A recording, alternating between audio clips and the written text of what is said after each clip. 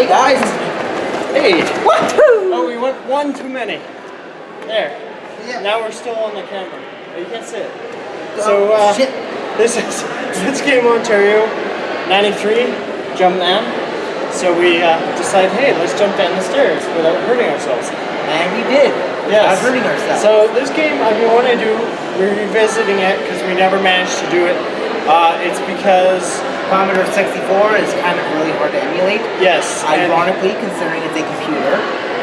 well, considering it's like from 30 or 40 years ago now, the technology, you think it'd be easier, but because the way it's set up using tapes, you have to load each tape. In some games, you would have to flip the tape to the second tape to play the game, and you get all the loading times. So G.I. Joe will take like just to load up the intro of G.I. Joe, I think it's like 20 seconds. And that's just the screen. Is there no speed up function? No, there's no speed up function. So Good Jumpman's God. actually pretty good in that sense.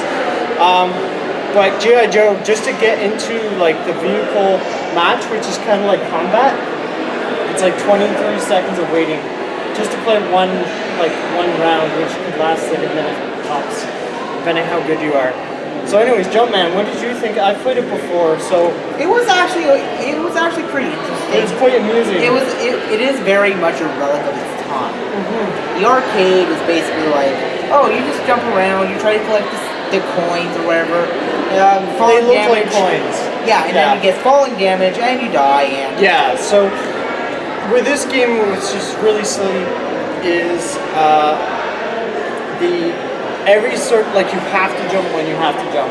When you saw that in the video when we were playing with the Let's Play, if you miss that jump, you're just gonna fall off the side and flip over and go. But I really love how the jump animation, the falling animation works. It's just a work of art. It's like literally art in motion. Yes, but this game's actually pretty impressive because it's got like quite a few sound effects. It's not like totally blips and bloops that are kind of generic from the Atari age. Yeah, they even made like a blippy version of the funeral dirge. Yeah, and then the game gradually introduces, different weird jellyfish with leg creatures. I don't know how to describe them, but the game gradually gets harder, and then there's that bombs away stage we got to, where you have to avoid the bomb blast, which like...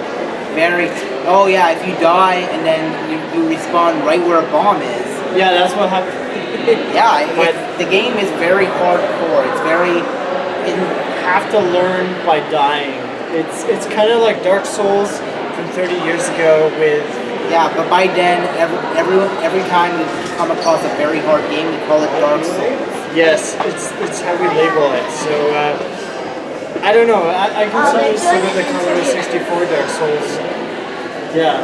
Yeah. So, I thought it was fun. I think it's got very simple graphics. It's alright, I like it. Yeah, and you can pick it up if you want up. Yeah, pick it up if you can load it. Yeah, if you can load it, it'd be like 30 seconds, 40 seconds, 100 seconds. It's not as bad as say like G.I. Joe and or stuff. Sonic 06. Yes, yeah. So it's not like some other games, like the wrestling game on PSP, which I think takes like a minute and a half to load. Just a match. So you choose your character, then you have to spend 90 minutes waiting for your game to load. So it's pretty crazy in that sense. I like it. I mean, it's one of those games that you have to practice, and the interesting is kind of like Asteroids in the sense that you can choose to make your Jumpman move faster, so it makes it harder, so you don't move where you're trying to stop and go up the ladders, and you can go up ladders, we didn't mention, and jump sideways. Yeah, so when you go up the ladders, though, you can't think of it like Mario going up ladders. You have to think more E.T. going up a crater. Yeah, like you can still screw up and fall off the ladder, and like it's funny when you like it literally has climb up the ladder from the ladder and into the side of the. Like you have to actually align pixels. Yeah, that's how bad it is. Your Jumpman somehow his leg gets underneath the floor. The steel grating. Yeah, like the grating is what it looks like, Lego grating, and it's kind of funny seeing sort of collisions like that. I don't think it's this. I think it's just the graphics happen to pop over. I don't think, you're not actually falling or anything. So, yeah. But I think this is definitely one of the classic games. I'd say it's in the top, for me, it's like top 10 Commodore 64 games, but definitely in the top 100 ever made for the system. because it's very distinctive.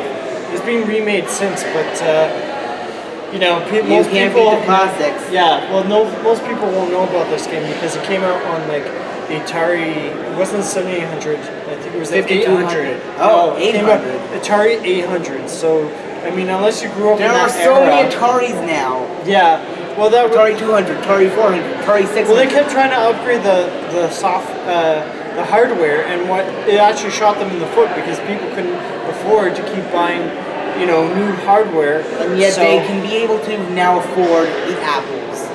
Yeah. Well, that's just Shit because world of credit we live cards. in. That's because of credit cards, right? So, you know, back then I think it was a lot harder to get a credit card. Now it's like give it to anyone. So. Do you have any other final thoughts? I thought it's a funny game. Like you can play it with kids. Yeah, it's a really good game. You can. It's kind of like The problem is though, the two-player game is really. you play until you die. The player one completely dies. Then it's player two. Or you play until you complete the level. Then it's the Yes. other player's turn. Yeah.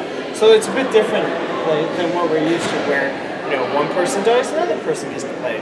This game is like no, you have to completely play all your lives until you beat the game, and then player two has to be like, I'll never beat the game like you played. Yeah. So it's really a spectator thing. Like you take Yeah. like you have to take like some sort This of is like beer, competitive. pretzels, This is watch competitive someone Mario play, comment. from 1983. Competitive Mario. Yeah. Yeah. It wasn't 2D. even super competitive. Yeah, so I don't know. I don't really have much else to say. I don't have much else it's to a say classic either. game, but I don't see it being a game I would, you know, play every day. Or it's a footnote. It's a footnote game of, you know, this is where games were at, and you know you have to be very precise in your jumping and everything. It's kind of like it's a pre-NES game almost in that sense. So. Well, yeah, obviously it is a NES game. Well, And it is before anyone like gets a year any or two. smart ideas, no, this has nothing to do with Super Mario. No, it's a skinny guy in a red shirt and purple pants jumping around, and he's got white skin, And collecting coins. so he's sort of albino. So he's Caucasian instead of Italian. I guess. He's got like a bent head, so it's kind of weird. He looks like he has a brush hat cut. So, anyways, it's a fun game. I don't really have anything Check it else out. to say. It sounds pretty good from the era. And Yeah. yeah. All right. All right, guys. Keep on gaming. See you later. Adios.